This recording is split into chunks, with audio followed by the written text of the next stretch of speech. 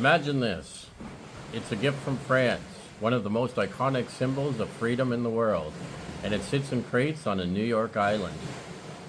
Not just for a day or two, but for a whole year. Not because it was broken, not because of war, but because America just couldn't afford to put it together. They couldn't afford the pedestal it needed to sit on. They had no money.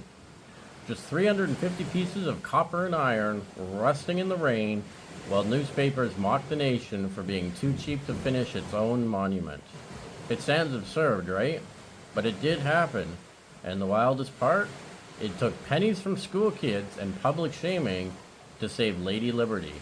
It wouldn't be until October 28, 1886, that President Grover Cleveland dedicated the Statue of Liberty in the New York harbor.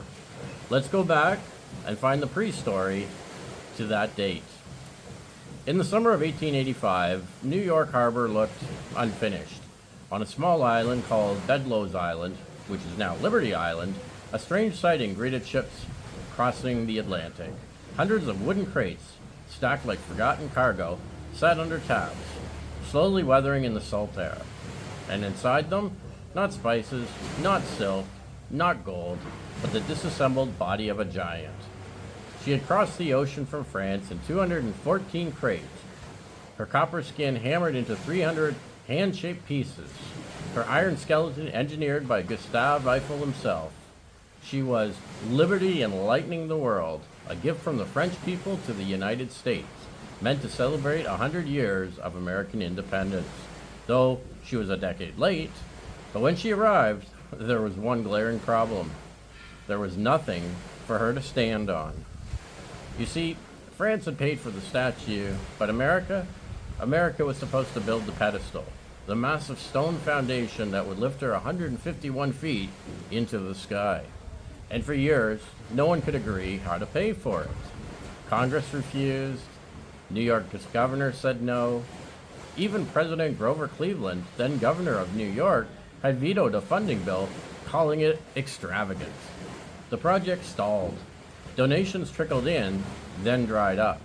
By 1885, the pedestal was only half built, and the statue lay in pieces, gathering dust, or rust.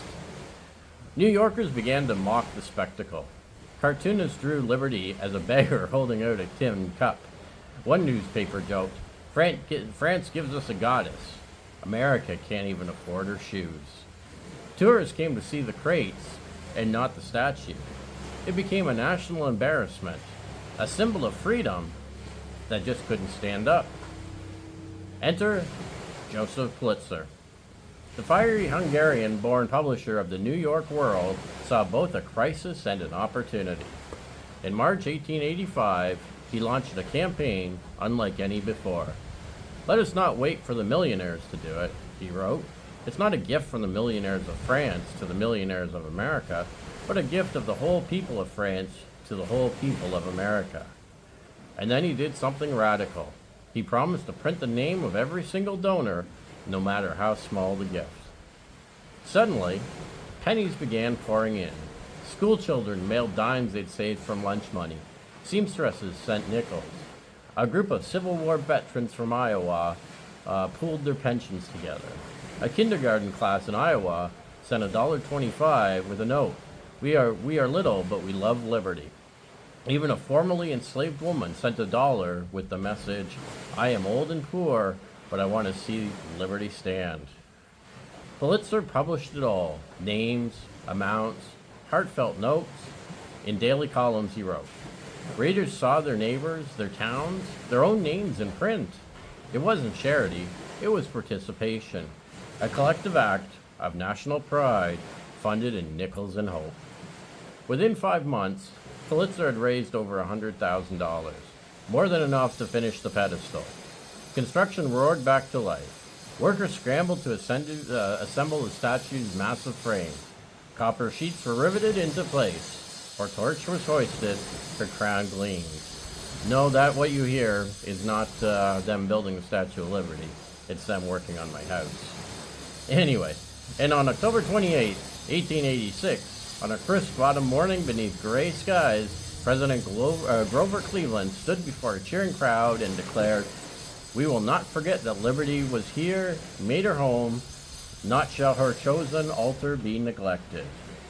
But the real heroes weren't in the speeches. They were the thousands of ordinary Americans, bakers, factory workers, children, who gave what they could so a symbol of freedom wouldn't be left in boxes. Today, over 4 million people visit the Statue of Liberty every year. Few know she almost never stood at all, because the nation couldn't afford to put her together.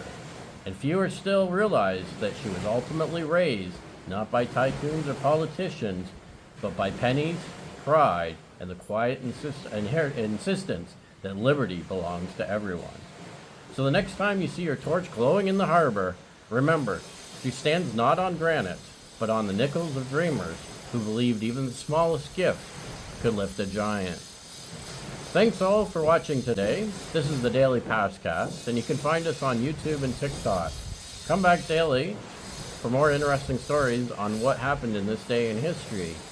And hopefully, you hear less about the construction going on downstairs. Take care, all.